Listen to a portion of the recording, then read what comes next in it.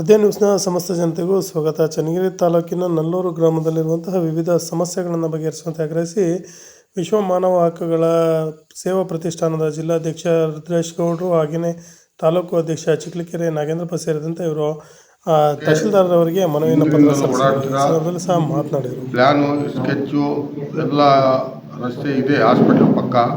ಅದು ಸಾರ್ವಜನಿಕರಿಗೆ ಭಾಳ ಅನುಕೂಲ ಆಗತ್ತೆ. 200 ಮನೆ ಗ್ರಾಮಗಳಿಗೆ, ನಲ್ಲೂರು ಗ್ರಾಮದಲ್ಲಿ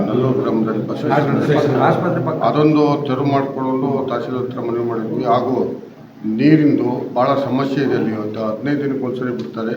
ಅಲ್ಲಿ ಪೈಪ್ ಲೈನ್ ಐತೆ, ಚಾನಲ್ ಹತ್ರ ತುರ್ತಾಗಿ ಒಂದು ಬೋರ್ ಹೊಡೆದು ನೀರಿನ ವ್ಯವಸ್ಥೆ ಮಾಡಬೇಕು. ಮೂರನೇದು, ಸರ್ವೆ ನಂಬರ್ನಲ್ಲಿ ಸುಮಾರು 200 ಮನೆಗಳದಾವೆ. ಪಂಚಾಯತಿ ಈ ಖಾತಾ ಮಾಡಿಸಿದರೆ ಪಂಚಾಯತಿಗೆ ಇನ್ಕಮ್ ಬರುತ್ತೆ.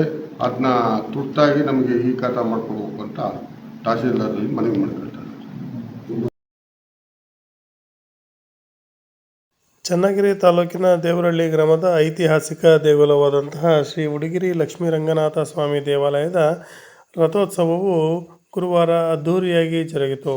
ಮುಂಜಾನೆ 7ರಿಂದಲೇ ರಥೋತ್ಸವ ಪ್ರಾರಂಭವಾಗಿದ್ದು, ಸಾವಿರಾರು ಜನ ಭಕ್ತಾದಿಗಳು ಬೆಟ್ಟದ ಮೇಲಿಂದ ಗ್ರಾಮದವರೆಗೆ ತೇರನ್ನು ನಿಧಾನವಾಗಿ ಎಳೆತಂದರು. ಈ ಸಂದರ್ಭದಲ್ಲಿ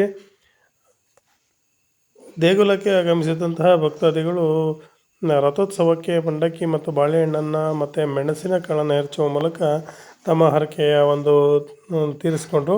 ಹಾಗೆಯೇ ಗ್ರಾಮದ ಯುವಕರು ಸಹ ತೇರನ್ನು ಎಳೆಯುವ ಮೂಲಕ ಒಂದು ಸಂಭ್ರಮ ಸಡಗರದ ರಥೋತ್ಸವವನ್ನು ಆಚರಣೆ ಮಾಡಿದ್ರು.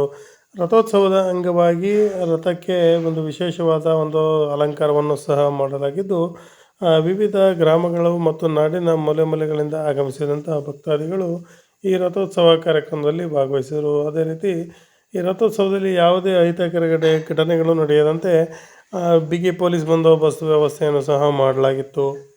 ವರದಿ ಸತೀಶ್ ಪವಾರ್, ಚನ್ನಗಿರಿಯಿಂದ.